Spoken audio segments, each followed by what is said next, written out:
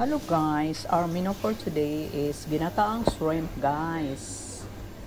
Ganito ang gawin nyo guys sa shrimp. Napakasarap guys. Lagyan nyo ng eggplant, ladyfinger, lettuce, carrots, zucchini, and lemongrass guys. Super yummy guys. Super yummy guys. Kaya gawin nyo na ito guys sa inyong mga tahanan. Simple lang siya guys pero at napakasarap.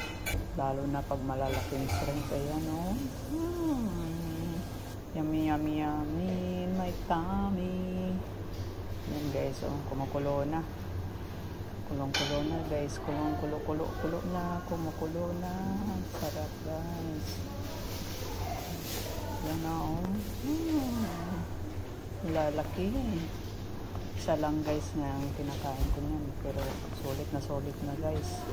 Ang sabaw pa lang ay ulam na. Napakasarap. Tapos yung lettuce na at okra na sakto lang ang pagkaluto guys. Hindi overcook na. Napakasarap. Super yum. Kaya guys, tikman nyo na yung ganitong luto guys. Lutuin nyo na sa inyong mga tahanan. At ang sarap. Super sarap, super sarap. Ayun na, yummy guys.